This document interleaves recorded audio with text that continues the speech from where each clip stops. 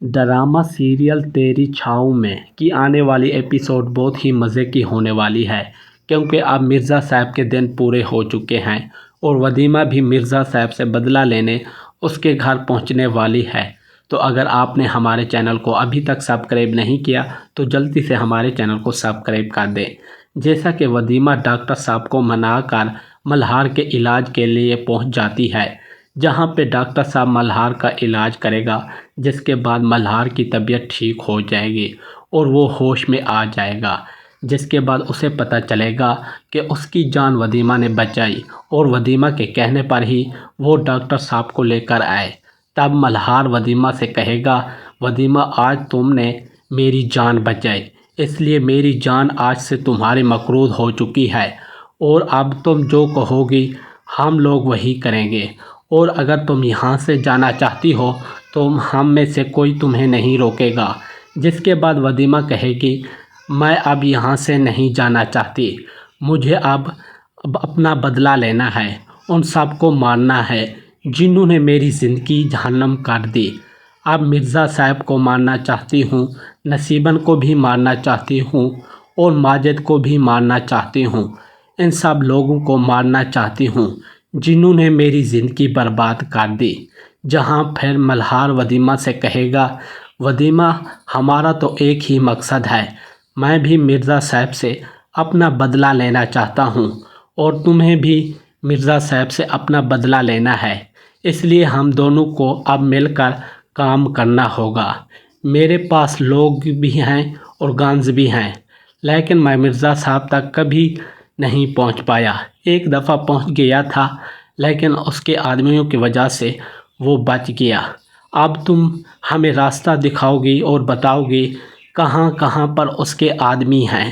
جس کے بعد ہم آسانی سے مرزا صاحب تک پہنچ جائیں گے، اور تب تک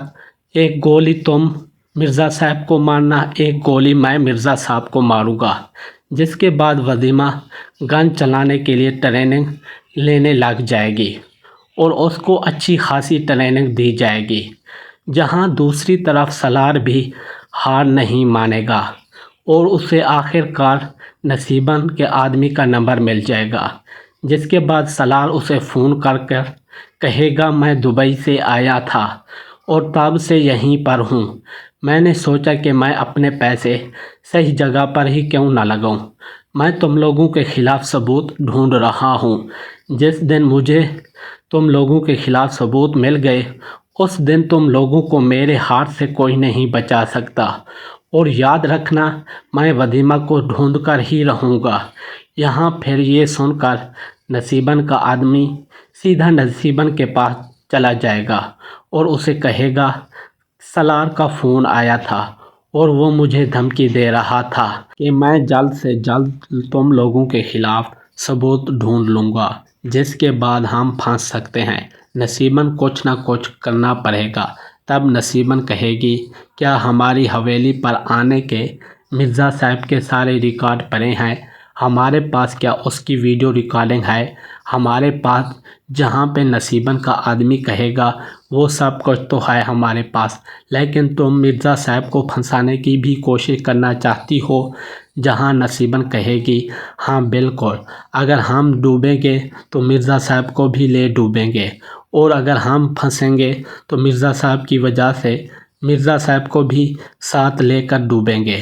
اور ان کو بھی اپنے ساتھ ہی لے کر جائیں گے، اگر جیل جائیں گے تو ساتھ ہی جائیں گے، تاکہ ہمیں بچانے کا بھی مرزا صاحب کوئی نہ کوئی انتظام کر سکے، کیونکہ تم اچھے سے جانتے ہو کہ مرزا صاحب کس نسل کے آدمی ہیں، وہ صرف اور صرف اپنے مفاد کے لیے کام کرتے ہیں، ہمارا ان کا کوئی رشتہ نہیں، اس لیے ہو سکتا ہے وہ ہمیں پھنسا دے اور خود اس چالاکی سے نکل جائے، جہاں ہمیں بھی ان کو پھنسانے کے لیے کوئی نہ کوئی ثبوت چاہیے ہوگا۔ اور دوسری طرف سالار کی دوست بھی سالار سے ملنے لاہور پہنچ جائے گی، جہاں وہ سالار سے کہے گی، ولیمہ کے بارے میں کچھ پتہ چلا؟ تب سالار بتائے گا، نہیں ابھی تک تو کچھ پتہ نہیں چلا، لیکن مجھے ایک بات سمجھ نہیں آ رہی کہ ماجد کو کیسے پتہ چل گیا، میں اس تک پہنچنے والا ہوں، میں اس کے بہت قریب تھا، وہ اچانک سے غائب ہو گیا، کبھی کبھی مجھے ایسا لگتا ہے کوئی ہمارے بیچ ہے جو ساری کی ساری انفارمیشن دیتا ہے اسے، اور اگر کسی دن مجھے یہ ساری کی ساری سچائی کا پتہ چل گیا تو میں اس انسان کو نہیں چھوڑوں گا۔ اور اسی کی وجہ سے وسیمہ میرے ہاتھ آتی آتی رک گئی، جہاں پر سارہ کہے گی تم کچھ زیادہ ہی سوچ رہے ہو سکتا ہے وہ اسی آدمی نے اسے بتا دیا ہو اور آگاہ کر دیا ہو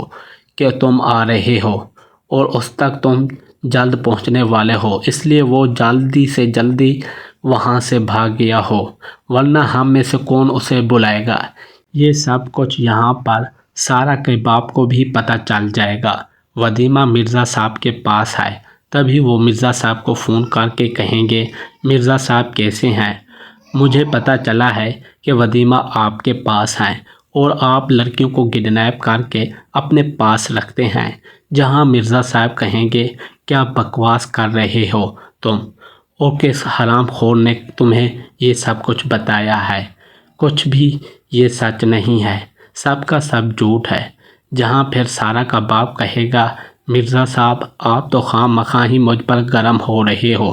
میں آپ کا دشمن نہیں ہوں بلکہ آپ کا خیر خواہ ہوں۔ میں آپ کو یہ بتانا چاہتا ہوں وسیمہ لڑکی کو اپنے پاس رکھے اور کسی کو پتہ نہیں چلے گا وسیمہ آپ کے پاس ہے۔ وسیمہ بہن نہ نکلے، سالار کے ہاتھ آ جائے، اس لیے آپ کو کوئی بھی مدد کی ضرورت ہو تو مجھے ضرور بتائیے گا۔ جہاں آپ مجھے یہی لگ رہا ہے مرزا صاحب اس سے بتا دیں گے کہ وسیمہ ان کی قید سے بھاگ گئی ہے، اور یہ بھی بتا دے گا اگر وہ میرے ہاتھ آ گئی تو میں اسے زندہ نہیں چھوڑوں گا۔ جہاں پہ یہ سن کر ہو سکتا ہے سارہ کا باپ کافی زیادہ پریشان ہو جائے، وسیمہ کہیں چلی جائے، اور کیا پتہ وہ سالار کے پاس پہنچ جائے، جس کے بعد مجھے یہی لگ رہا ہے کہ وہ سالار کو فون کرے گا، وہ سارہ کو فون کر کے بتائے گا وسیمہ مرزا صاحب کی قید سے بھاگ گئی ہے، اور ہو سکتا ہے وہ جلد سے جلد سالار سے کانٹیکٹ کرنے کی بھی کوشش کرے، جس کے بعد سارہ اب سارہ کا سارا ٹائم اپنا سالار کو دے دے گی، تاکہ اگر کوئی بھی وسیمہ کی کال آئے وہ وسیمہ کی کال اٹینڈ نہ کر دے۔ جہاں وسیمہ کو یہی لگتا ہے کوئی بھی اس کے گھر کا اسے اپنائے گا نہیں، اس لیے وہ ملہار کے ساتھ مل جائے گی، اور مجھے یہی لگ رہا ہے وہ ملہار کے ساتھ مل کر سب سے پہلے مرزا صاحب کے گھر پہنچے گی، جہاں پر وہ مرزا صاحب کو اوپر پہنچا دے گی، اور مرزا صاحب کی موت کے بعد اگلا نمبر نصیباً اور ماجد کا آنے والا ہے۔ اگلا پارٹ ہم نیکسٹ ویڈیو میں ریویو کریں گے۔